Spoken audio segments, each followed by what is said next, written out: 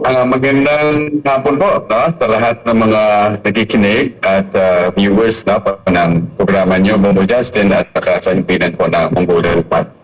Sir Renzi, kamustahin natin no, yung nangyaring sunog po dyan po sa Bangkok, Thailand na kung hindi tayo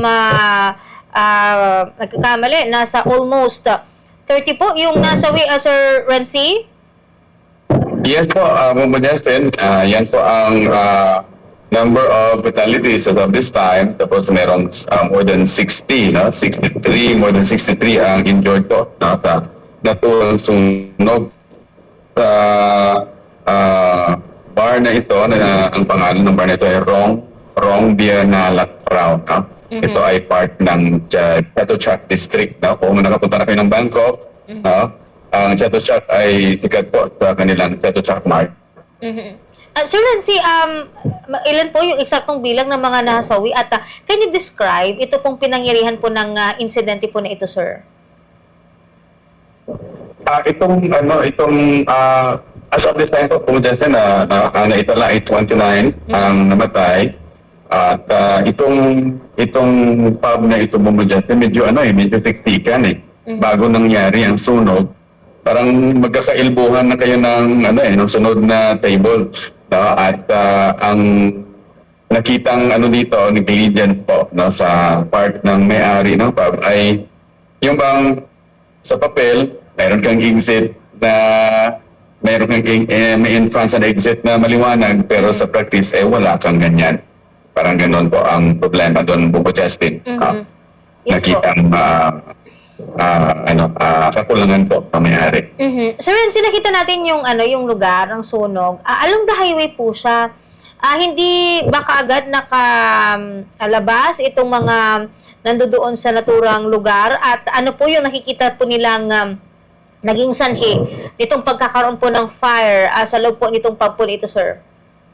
Bali, ayon sa isang witness, no, na isang survivor din, Justin, sabi niya nga parang yung smoke sa nanggaling sa States, no, yung iniisip niya parang effect, no, pa-effect lang po ng mga ng mga performers. No? Hindi niya yun inisip na sunog na yun, no. At yun, segundo lang ang pagitan, no, ay yun, malaki na yung apoy.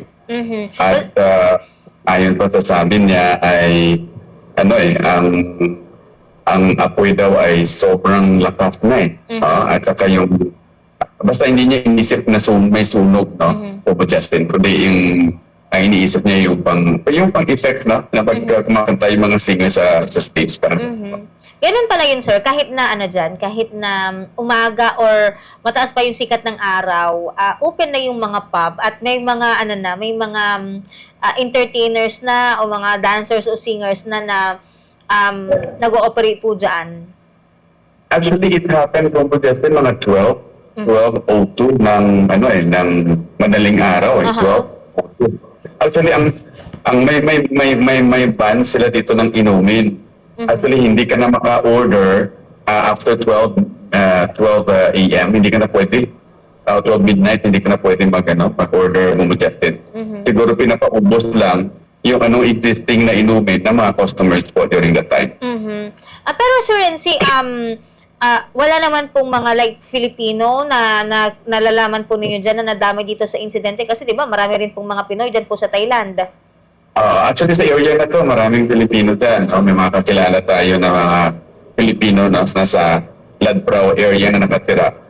Wala naman pong naiulat, no, ang ating embahada sa mga Filipino, no, na kasali po sa insidente na ito. Wala naman po. Ayan, mabuti naman po at wala pong mga Pilipino ang nadamay dito sa insidente na ito, sir. Sir, kapag ganyan yung mabang mga kaso o ganyan pong mga insidente dyan po sa Thailand, madalas ba na may mga ganyang mga sunog sa mga establishmento?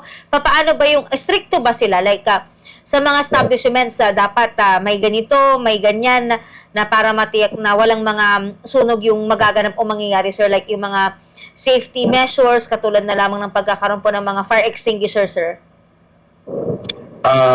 Justin, mayroon mga ganyan din, may mga fire extinguishers din yan sila. Kaya lang itong bar na ito ayon sa police report po, no? ang exit ay medyo na-block po. Marami kasi nagtitinda din actually Bobo Justin dito eh.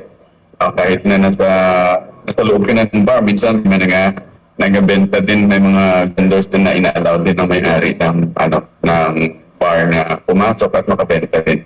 Parang yan ay isa sa mga dahilan kung bakit hindi agad-agad na kalabas po yung mga namatay at na-injured po sa sunog.